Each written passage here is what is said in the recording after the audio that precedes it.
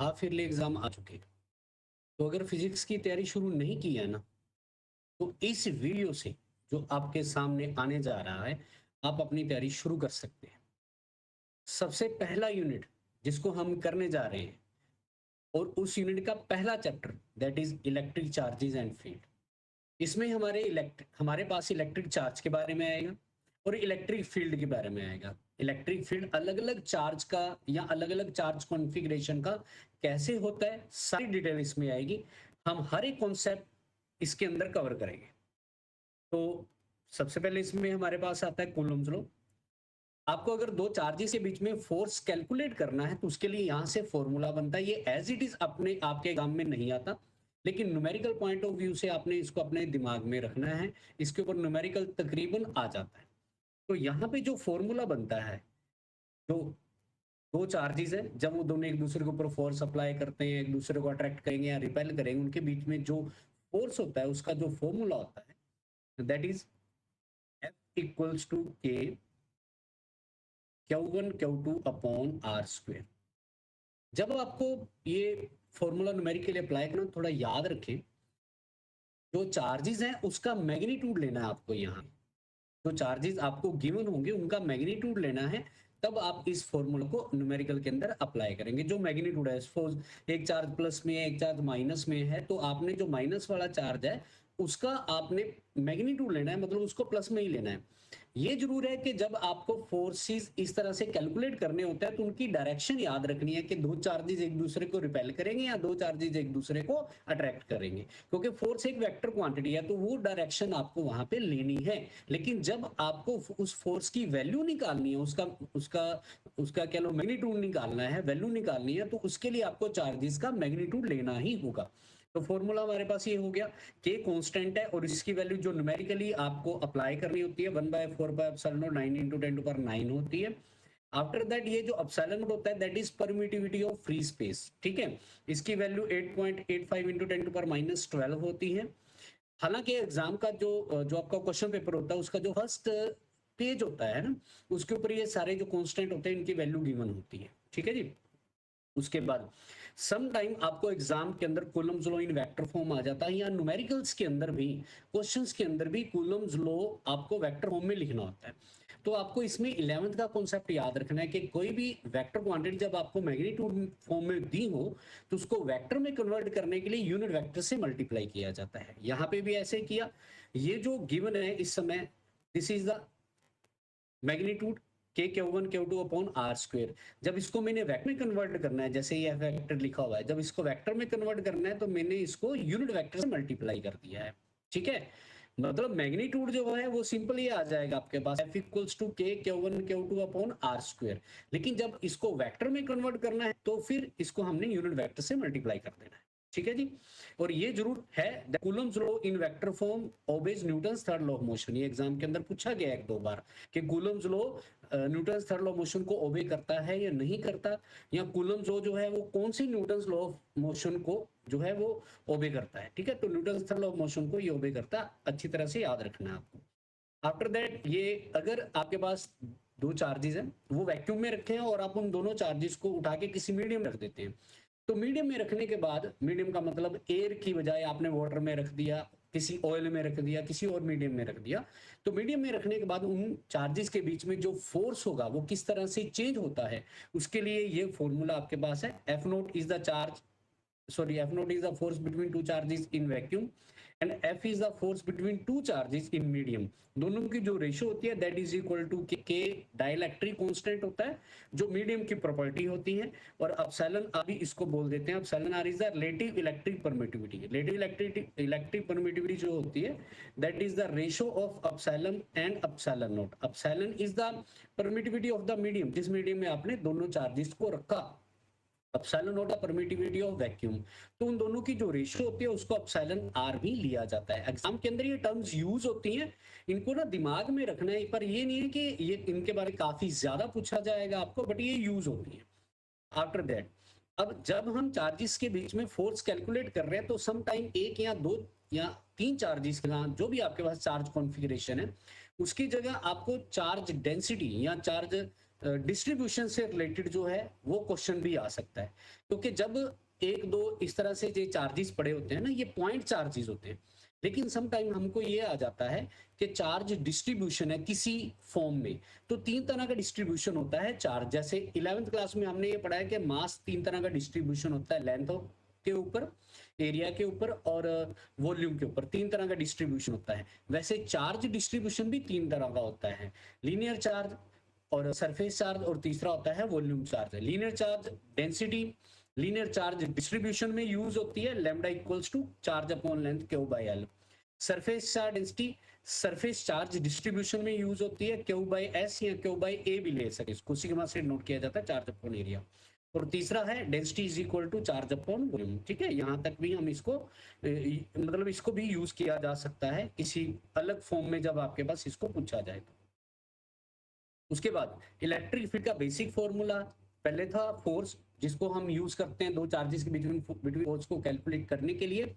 अब है जो एक चार्ज होता है उसके अराउंड उसका अपना एक इलेक्ट्रिक फील्ड होता है, तो उस इलेक्ट्रिक फील्ड का अगर मुझे फॉर्मूला चाहिए, मुझे वो एक चार्ज का इलेक्ट्रिक फील्ड निकालना है, तो उसका बेसिक फॉर्मूला क्या होता है। देखो, आपके पास कोई भी चार्ज कॉन्फ़िगरेशन है किसी भी तरीके का, एक चार्ज है या कोई चार्ज डिस्ट्रीब्यूशन है जैसा अभी पढ़ा, तो उसके इलेक्ट्रिक फील्ड को कैलकुलेट करने का फॉर्मूला फोर्स अपॉन चार्ज होता है, एफ अपॉन क्यू। ठीक है, एफ अपॉन क्यू नोट हो गया, यहाँ q nought test charge basically लिया जाता है, बट आप general formula f upon q भी यूज कर सकते हैं। ये इलेक्ट्रिक फील्ड का जनरल फॉर्मूला है जो आप किसी भी कॉन्फ़िगरेशन के ऊपर अप्लाई कर सकते हैं, जनरल फॉर्मूला। लेकिन अगर इसको एक स्पेसिफिकली किसी सिस्टम के ऊपर आपको अप्लाई करना है तो फॉर्मूला बदल जाएगा। जैसे यहाँ पे हुआ क्या, हम ले रहे हैं electric field intensity due to a point charge, एक सिंगल चार्ज का इलेक्ट्रिक फील्ड निकालना है। अगर आपको किसी भी सिस्टम का निकालना है, उसका फॉर्मूला एफ बाई क्यू है, क्यू वो चार्ज है जो इलेक्ट्रिक फील्ड में रखा गया है, ठीक है, फोर्स को मेजर करने के लिए। लेकिन अगर आपको एक पॉइंट चार्ज का इलेक्ट्रिक फील्ड निकालना है, तो एक पॉइंट चार्ज के इलेक्ट्रिक फील्ड का फॉर्मूला E इक्वल्स टू के क्यू अपॉन आर स्क्वायर है। अब थोड़ा ध्यान देना आपने, ये क्यू चार्ज वो चार्ज नहीं है जो आपने इलेक्ट्रिक फील्ड में रखा था, ये सोर्स चार्ज है। फॉर वन मोमेंट आप ये सोचें कि ये क्यू चार्ज है जो इलेक्ट्रिक फील्ड प्रोड्यूस कर रहा है, और इसकी इस फील्ड के अंदर मैंने एक चार्ज रख दिया क्यू नोट, ये टेस्ट चार्ज था। जब मुझे इसका इलेक्ट्रिक फील्ड निकालना है तो इसके इलेक्ट्रिक का फील्ड का formula F by Q note है, कहीं किसी भी सिस्टम के ऊपर ही अप्लाई होगा। लेकिन जब मैंने एफ की वैल्यू पुट की इन दोनों चार्जेस का यूज करके, इनके बीच के डिस्टेंस का यूज करके, तो मेरे पास जो इलेक्ट्रिक फील्ड का फॉर्मूला है वो के बाई आर स्क्वायर आ जाएगा। ठीक है, तो याद रखना है जब हम फोर्स अपॉन चार्ज ये वाला ले रहे हैं क्यू नोट, तो ये टेस्ट चार्ज है, कोई भी ऐसा चार्ज है जो इलेक्ट्रिक फील्ड में रखा गया है, मतलब ये टेस्ट चार्ज हो गया। और ये क्यू चार्ज है, ये सोर्स चार्ज है जिसने इलेक्ट्रिक फील्ड प्रोड्यूस करना है। तो एक पॉइंट चार्ज के इलेक्ट्रिक फील्ड का फॉर्मूला ये होता है, graph between e and r इस तरह से होगा, because e is inversely proportional to r square. उसके बाद हमारे पास इलेक्ट्रिक फील्ड लाइंस आती हैं, मतलब किसी भी तरह के इलेक्ट्रिक फील्ड को रिप्रेजेंट किस तरह से किया जाता है, क्योंकि अलग अलग तरह का चार्ज कॉन्फ़िगरेशन हो सकता है, एक चार्ज हो सकते हैं, दो हो सकते हैं, दोनों पॉजिटिव हो सकते हैं, दोनों नेगेटिव हो सकते हैं, एक पॉजिटिव एक नेगेटिव हो सकता है। तो इन सारे अलग अलग तरह के कॉन्फ़िगरेशन के इलेक्ट्रिक फील्ड किस तरह का नजर आता है, उसको रिप्रेजेंट करने के लिए हमारे पास इलेक्ट्रिक फील्ड लाइंस होती हैं। तो इन इलेक्ट्रिक फील्ड लाइंस की कुछ प्रॉपर्टीज होती है, आपको एक दो प्रॉपर्टीज जो है वो याद रखनी है, जो एग्जाम के अंदर आपको अगर पूछी गई तो आप उसका आंसर लिख पाएंगे इनमें से देख के।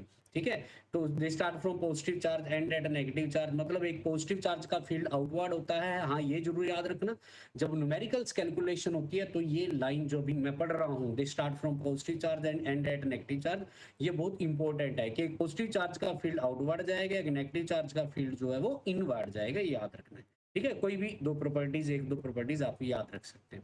उसके बाद यहाँ पे स्केच दिया हुआ है अलग अलग इलेक्ट्रिक फील्ड लाइंस का, अगर पॉजिटिव चार्ज है तो कैसी है, नेगेटिव चार्ज किस तरह से है। अगर एक पॉजिटिव और नेगेटिव चार्ज इकट्ठे रख दिए जाते हैं जिनका मैग्नीट्यूड सेम हो, ठीक है, तो इस तरह के सिस्टम को वैसे इलेक्ट्रिक डायपोल भी कहते हैं।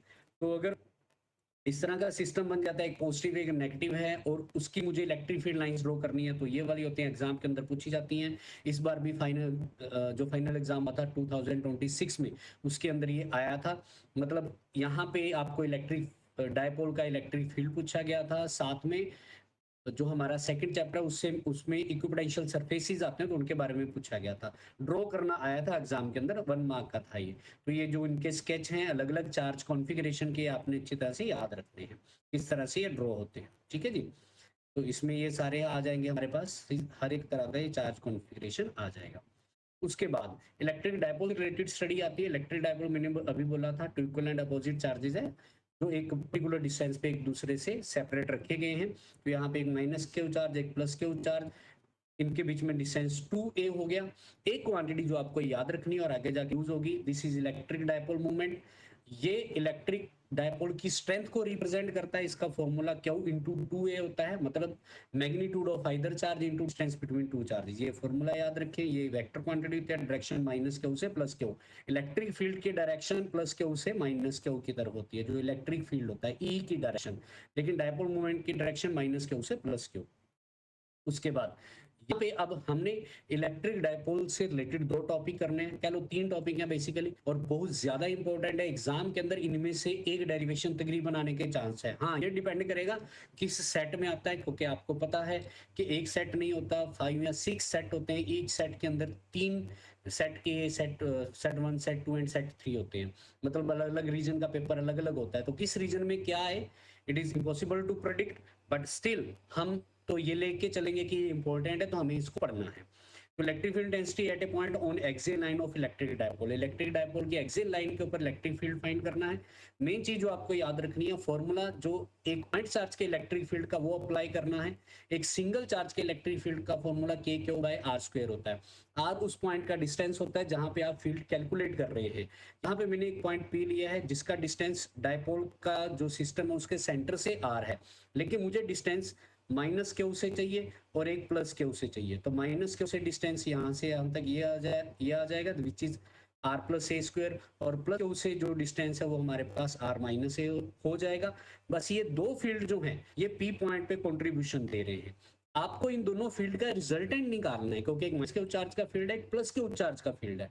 रिजल्टेंट निकालने के लिए इनकी डायरेक्शन देखनी पड़ेगी। तो मैंने जो भी बात की थी कि प्लस के चार्ज का फील्ड आउटवर्ड जाएगा, नेगेटिव चार्ज का फील्ड इनवर्ड जाएगा। इसको एक और तरीका होता है, वे होता है चेक करने का किसी पॉइंट पे, सपोज अब एक पॉइंट बी है, यहाँ पे 2 फील्ड है, अगर हम उन दोनों फील्ड की डायरेक्शन निकालना चाहते हैं तो कैसे निकालेंगे। मैंने पी पॉइंट पे एक +1 चार्ज रख दिया है। इस +1 चार्ज को जैसे ही मैंने यहाँ पे रखा और देखा कि माइनस क्यू चार्ज इस +1 चार्ज को अपनी तरफ अट्रैक्ट करेगा, तो माइनस क्यू वाले फील्ड की डायरेक्शन इस तरफ होगी। ठीक है, फिर मैंने देखा कि इस +1 चार्ज को प्लस क्यू चार्ज रिपेल करेगा, तो ये जो डायरेक्शन है इस तरफ जाने वाली, ये बी वाले चार्ज की हुई जो मेरे पास प्लस क्यू चार्ज है। तो 2 फील्ड अपोजिट डायरेक्शन में जा रहे हैं। इनका रिजल्टेंट निकाल के लिए इनको माइनस करेंगे, आप माइनस करके सॉल्व करेंगे।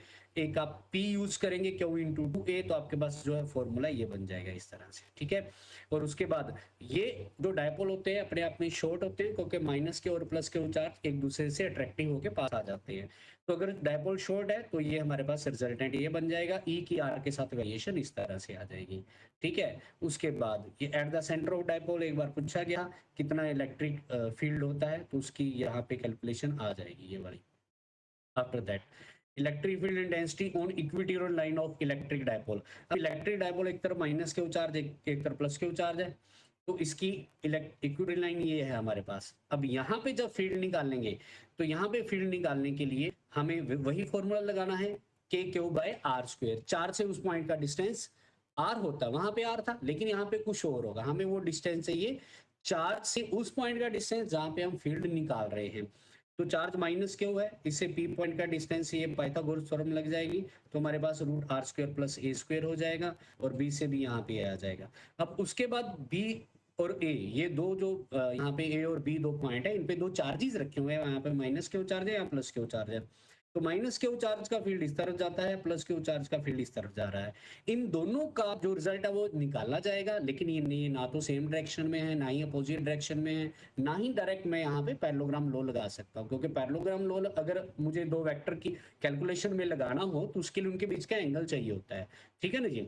तो यहाँ पे अभी के लिए जो आपको याद रखना है वो ये है कि आप ईबी के 2 कंपोनेंट करेंगे, एक इधर जाएगा आपका वर्टिकल डायरेक्शन में, एक हॉरिजॉन्टल जाएगा। ऐसे ही ई ए के 2 कंपोनेंट वर्टिकल एंड हॉरिजॉन्टल। जो वर्टिकल साइन थीटा कंपोनेंट बनता है, हॉरिजॉन्टल कोस थीटा बनता है, साइन थीटा कैंसिल हो जाता है, कोस थीटा ऐड हो जाता है, को इसको ऐड करेंगे, कोस थीटा की वैल्यू पुट करेंगे, राइट एंगल एंगल ऊपर जो बड़ी हुई है बेस अपॉन हाइपोटेन्यूस बन जाएगा, बस उसको सॉल्व करेंगे और हमारे रिजल्ट ये बन जाएगा। आफ्टर दैट अगेन डायपोल अगर शॉर्ट है तो ये वेरिएशन बन जाएगी, और E inversely proportional to R cap. RQ। उसके बाद जो इलेक्ट्रिक फील्ड एक्सिस लाइन है और इलेक्ट्रिक फील्ड इक्वेटोरियल लाइन है, सेम डिस्टेंस पे, एक ही डिस्टेंस पे डायपोल की एक्सिस लाइन का फील्ड और उसी डिस्टेंस पे डायपोल की इक्वेटोरियल लाइन का फील्ड जो होता है, उनका रिलेशन ये होता है आपस में, और एंगल जो होता है इनके बिटवीन 180 डिग्री का होता है। ये याद रखना है, एग्जाम के अंदर MCQ के अंदर ये टर्म जरूर यूज हो जाती है। उसके बाद हमारे पास एक इलेक्ट्रिक डायपोल है, हमने उसको इलेक्ट्रिक फील्ड में रख दिया। एक इलेक्ट्रिक डायपोल के अंदर दो चार्जेस होते हैं, minus Q and plus Q. जब इनको इलेक्ट्रिक फील्ड में रखा जाएगा, अपना अपना फोर्स एक्सपीरियंस करेंगे, और ये दोनों जो फोर्स एक्सपीरियंस करेंगे इक्वल एंड अपोजिट फोर्स होता है। एक माइनस क्यू के ऊपर जो फील्ड है वो इस तरफ जा रहा है, सॉरी जो फोर्स है माइनस क्यू ई, और इस तरफ जा रहा है एक्ट करते हुए, और ऐसे प्लस क्यू चार्ज के ऊपर जो फील्ड है वो इस तरफ जा रहा है एक्ट करते हुए। तो अब इन दोनों फील्ड इक्वल एंड अपोजिट जो फोर्सेस हैं, ये इक्वल एंड अपोजिट दोनों फोर्सेस टॉर्क प्रोड्यूस करेंगे, और टॉर्क का फॉर्मूला हमारे पास होता है either force into distance between two forces. ठीक है, जो आइदर फोर्स है और डिस्टेंस बिटवीन टू फोर्सेस है वो हमें यहाँ पे ले लेना है। देखो, एक तरफ ये था A पॉइंट, एक तरफ ये था B पॉइंट। इन दोनों फोर्सेस के बीच में एक फोर्स इधर गया है, एक फोर्स इधर गया, इनका परपेंडिकुलर डिस्टेंस BC है। यहाँ पे P यानी कि जो डायपोल मोमेंट है उसके इलेक्ट्रिक फील्ड के साथ एंगल हो गया। ठीक है, तो टॉर्क निकालेंगे। टॉर्क का फॉर्मूला इधर force into perpendicular distance between two forces होता है, जिसको हम आर्म ऑफ कपल भी कह सकते हैं। BC की वैल्यू निकाल लेंगे, यहाँ पे परपेंडिकुलर अपॉन हाइपोटेन्यूज करके sin थीटा हो गया, यहाँ पे वैल्यू पुट कर देंगे, Q इंटू 2AP होता है, तो ये बन जाता है PE sin थीटा। अब ये टॉपिक एग्जाम के अंदर एज इट इज आ सकता है, लेकिन इसके स्पेशल केस बड़े ज्यादा इंपॉर्टेंट है। इसके अंदर स्पेशल केसेस में ये है कि जैसे अगर एंगल चेंज होता जाए, एंगल जब चेंज होगा तो टॉर्क की वैल्यू क्या होगी। उनके कुछ नाम भी हैं, जो दो नाम आपको बड़े अच्छे से याद रखने हैं। अगर थीटा 0 है तो साइन 0 टॉर्क 0 आ जाएगा, लेकिन इस पोजीशन को स्टेबल इक्विलिब्रियम कहा जाता है। मतलब इस पोजीशन में डायपोल हिल नहीं सकता, स्टेबल है। अगर थीटा 90 हो जाए तो मैक्सिमम टॉर्क आएगा, बिकॉज साइन 90 की वैल्यू 1 होती है। और अगर थीटा 180 हो जाए, P and E anti parallel हो जाते हैं, तो this is known as unstable equilibrium. इसमें जो डायपोल है वो सेटल नहीं हो पाएगा, इस वजह से इसको अनस्टेबल बोलते हैं। तो दो वैल्यू जो आपको अच्छे से याद रखनी है कि स्टेबल इक्विलिब्रियम किस एंगल पे होता है और अनस्टेबल इक्विलिब्रियम किस एंगल पे होता है। Theta 0 stable, theta 180 unstable. ठीक है, आफ्टर दैट ये जो डायपोल था हमारे पास P, ये रोटेट हुआ है, सॉरी P हमारे पास डायपोल मूवमेंट है जो डायपोल को रिप्रेजेंट कर रहा है। तो ये डायपोल जब इलेक्ट्रिक फील्ड में रखा गया, ये रोटेट हो गया। रोटेट होने में इसको कितना वर्क डन लगा, उस वर्क डन के लिए आपको टॉर्क वाला फॉर्मूला लगाना है, क्योंकि रोटेशन हुई है। PE sin थीटा, उसका इंटीग्रेशन होगा, वैल्यू पुट करेंगे, और हमारे पास एंड में ये वर्क डन वाला फॉर्मूला बनेगा। ये भी काफी ज्यादा इंपॉर्टेंट है, लास्ट टाइम इसके ऊपर 2026 में ही क्वेश्चन आया था एक सेट में कि आप, और यहाँ पे स्पेशली ये पूछा गया था कि स्टेबल से अनस्टेबल अगर आप इसको रोटेट करें तो वर्क डन क्या होगा। दोनों क्वेश्चन बन सकते हैं, स्टेबल से अनस्टेबल या अनस्टेबल से स्टेबल। तो एक एंगल आप इसमें थीटा 1 इनिशियल एंगल है आपका, और थीटा 2 फाइनल एंगल है।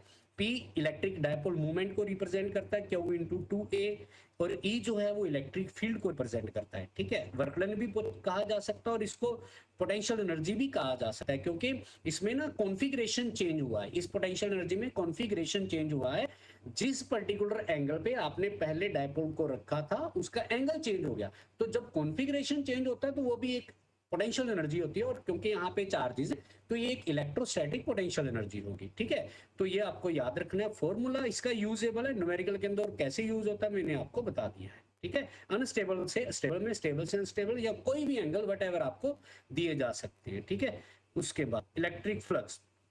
अब इलेक्ट्रिक फ्लक्स ये होता है कि आपके पास एक एरिया है, उस एरिया को आपने एक इलेक्ट्रिक फील्ड के अंदर रख दिया, तो कितनी इलेक्ट्रिक फील्ड लाइंस उसको पास करते हैं उसको इलेक्ट्रिक फ्लक्स कहा जाता है। ये इसका जनरल फॉर्मूला है इलेक्ट्रिक फ्लक्स का, E vector dot S vector.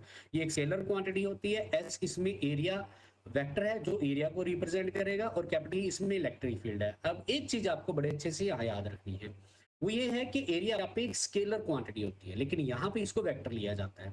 ठीक है, अब कोई भी एरिया जो है, हमें एक स्क्वायर गिवन है, तो उसका एरिया का मैग्नीट्यूड तो साइड जो होगी स्क्वायर की, उस साइड का यूज करके साइड का स्क्वायर करेंगे तो हमारे पास उसका एरिया का मैग्नीट्यूड आ जाएगा। लेकिन हम उसकी डायरेक्शन कैसे आएगी, तो याद रखना है किसी भी एरिया का जो एरिया वेक्टर होता है that is drawn a normal to the area in outward direction.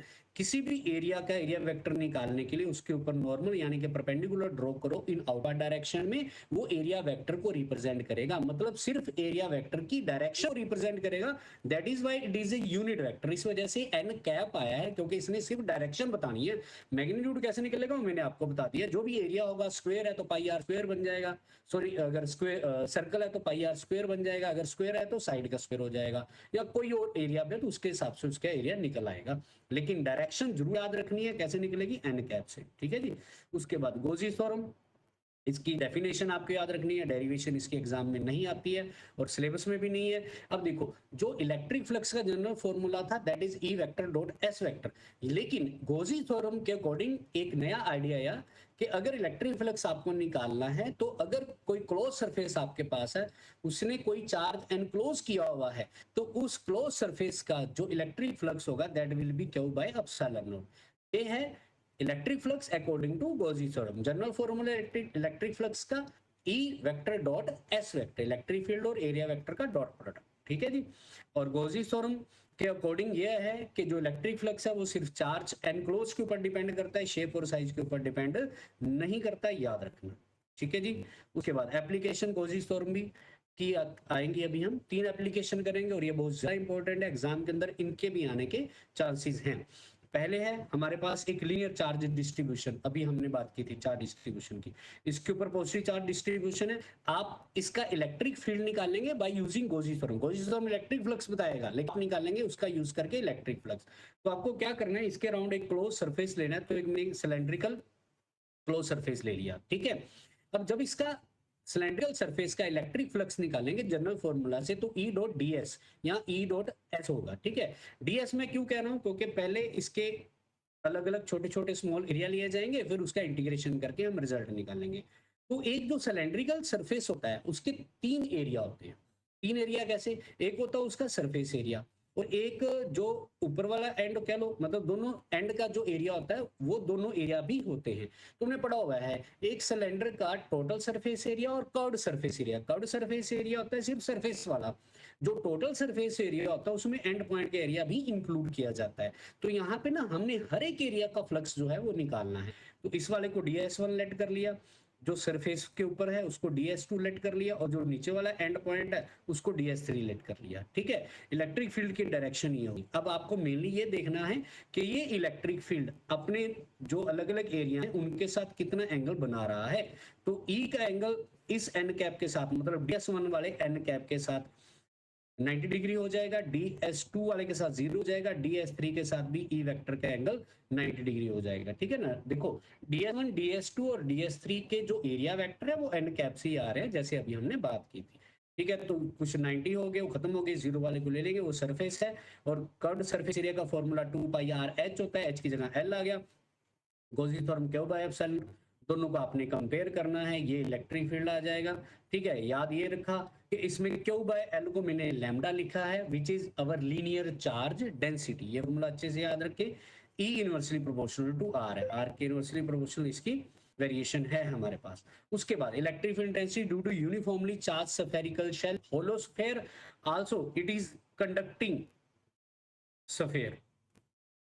ये वर्ड भी इसमें याद रखना, ये कंडक्टिंग स्फीयर है। ठीक है। तो अब इस अभी हम शेल ले रहे हैं। शेल वो है जो अंदर से खाली होता है, जिसके सरफेस पे चार्ज है। तो इसके सरफेस पे चार्ज डिस्ट्रीब्यूशन था। ठीक है। इसके सरफेस पे हमें चार्ज गिवन है, जैसे ये है, इसके सरफेस पे चार्ज गिवन है।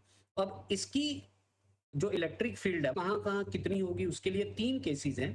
पहले हम ले रहे हैं इसके आउटसाइड एक पी पॉइंट है, फिर हम इसके इनसाइड लेंगे। तो अभी आउटसाइड जिस पॉइंट पे ले रहे हैं वहां पे हमें गॉसी थ्योरम अप्लाई करने, उसके लिए क्लोज सरफेस चाहिए। तो आपने ये कंसीडर किया कि ये सरफेस तो आपके पास स्फीयर पहले से था, इसके अराउंड एक आपने और स्फीयर कंसीडर कर लिया जो एक इमेजिनरी सरफेस, उसको गॉसियन सरफेस कहेंगे। तो बाहर वाले के ऊपर गॉसी थ्योरम अप्लाई कर दो, उसका फ्लक्स निकालो। इलेक्ट्रिक फील्ड बाहर की तरफ गया, एन कैप भी बाहर की तरफ गया। ये ds जो है ये स्मॉल सरफेस एरिया कंसीडर किया स्फीयर के ऊपर। ठीक है। अब बाहर वाले स्फीयर का जो रेडियस है वो स्मॉल आ लिया, मतलब जिस पॉइंट पे मुझे फील्ड निकालना था ना, ये पी पॉइंट है, उसका डिस्टेंस सेंटर से आर लिया मैंने। ठीक है। तो उसका जो बाहर वाले सरफेस का एरिया 4 बाई आर स्क्वायर आ गया, गॉसी थ्योरम अप्लाई की, इलेक्ट्रिक फील्ड बन गया q by 4 pi epsilon nought r square. This is electric field due to a spherical shell at a point outside the sphere. ठीक है। Are उस point का distance था।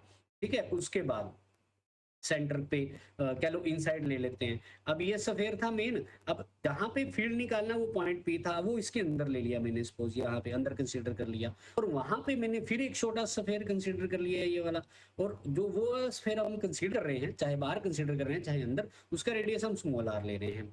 अब मेन बात ये है कि अब जो अंदर वाला सफेयर है जिसको हम गोजियन सफेयर कंसीडर कर रहे हैं, जो इमेजिन किया हमने, उसने अपने पास कोई चार्ज नहीं लिया हुआ, उसके पास कोई चार्ज नहीं है। जब उसके पास कोई चार्ज नहीं है तो वो उसका जो इलेक्ट्रिक फील्ड होगा वो जीरो होगा, बस ये आपने याद रखना है। इंपॉर्टेंट पार्ट इसमें ये है कि एक सफेयर है जिसके सरफेस पे चार्ज डिस्ट्रीब्यूशन है, लेकिन उसके अंदर इलेक्ट्रिक फील्ड जीरो होता है। क्यों जीरो होता है? क्योंकि अंदर कोई चार्ज नहीं है, उसका रीजन ये हुआ। ठीक, उसके बाद अगर सरफेस पे है तो सरफेस पे सिंपल यही वाला फॉर्मूला लगेगा और स्मॉल आर को आपने कैपिटल आर पुट कर देना है। ठीक है जी। अब ये जो इंपॉर्टेंट पार्ट है इसका, ये ग्राफ, ये इस बार 2026 के कंपार्टमेंट के एग्जाम में आया था, ग्राफ पूछा गया था। तो ग्राफ मतलब इलेक्ट्रिक फील्ड की variation with distance for a sphere, for a conducting sphere word use हुआ था इस बार, बट बच्चे इसको होलोस्फेयर के नाम से भी याद रखते हैं, ठीक है, या स्फेरिकल शेल के नाम से। तो तीनों नाम आपको याद रखने हैं, कंडक्टिंग स्फेयर, स्फेरिकल शेल और होलोस्फेयर, तीनों। तो अंदर इसके इलेक्ट्रिक फील्ड जीरो था, तो यहाँ पे कुछ नहीं आएगा। Outside electric field r square के साथ इनवर्सली प्रोपोर्शनल में वेरी कर रहा है, तो उसका ग्राफ ऐसे आ जाए। ग्राफ अच्छे से याद रखें। उसके बाद third application, electric field intense due to infinite plane sheet of charge. जैसे एक वायर थी, अब आपके पास एक शीट है, ठीक है, इस शीट के दोनों तरफ पॉजिटिव चार्ज डिस्ट्रीब्यूशन है, मुझे एक क्लोज सरफेस चाहिए। तो मैंने क्या किया, एक सिलेंड्रिकल सरफेस इसके अंदर से पियर्स कर दिया, आर पर कर दिया, वो क्लोज सरफेस कंसीडर कर लिया, उसका हम इलेक्ट्रिक फ्लक्स निकालेंगे। ठीक है, अब इसकी डेरिवेशन कुछ वैसी है जैसे पहली वायर वाली थी, सिर्फ एंगल बदल जाएगा। इस पॉजिटिव चार्ज की वजह से फील्ड इधर गया, इसका इधर वाला भी पॉजिटिव चार्ज है, फील्ड इधर गया। तो जो ds1 ds2 ds3 कंसीडर किए जाएंगे उनके साथ अब एंगल अलग होंगे। ds2 के साथ जो है वो 90 हो जाएगा, ds1 और ds3 के साथ 0 हो जाएगा। तो जैसे वायर वाले में सिर्फ एक केस बचा था, एक एरिया बचा था, इसमें दो बचेंगे, बस उसमें ds1 और ds3 दोनों एरिया है सेम, उनको ss ले लिया, 2es बन गया, और इसको गॉसियन फॉर्म से कंपेयर करके हमारे पास इलेक्ट्रिक फील्ड बना, that is sigma by 2 epsilon. अब सिग्मा मैंने पुट किया है चार्ज अपॉन एरिया। तो यहाँ पे हमने गॉसियन फॉर्म के एप्लीकेशंस को कंप्लीट कर लिया है, और यहीं तक आपके इलेक्ट्रिक चार्ज और इलेक्ट्रिक फील्ड के टॉपिक हैं। और जितने भी इंपॉर्टेंट टॉपिक्स यहाँ सब सारे जितने भी कॉन्सेप्ट थे सारे इसके अंदर हमने ले लिए हैं। तो आज के लिए इतना ही है। आप इस चैप्टर को अच्छी तरह से पढ़ें, और खास बात फॉर्मूला अच्छे से याद रखें। किसी भी डेरिवेशंस को करने के लिए जो चीजें आपको याद रखनी है, उसका डायग्राम पता होना चाहिए, उसके इनिशियल्स पता होने चाहिए, कैसे करना है। आफ्टर दैट कुछ मैथमेटिकल ऑपरेशन याद रखें, और रिजल्ट बड़े अच्छे से याद रखें। अगर कुछ मैथमेटिकल ऑपरेशन इधर उधर हो भी जाता है कोई बात नहीं है, स्टार्टिंग इनिशियल मेन पता होनी चाहिए, और उसके बाद जहां पे आपको ऑपरेशंस अप्लाई करना है वहां पे कुछ स्टेप जरूर करें, और उसके बाद रिजल्ट लिख दें। ठीक है जी, आज के लिए इतना। Thank you.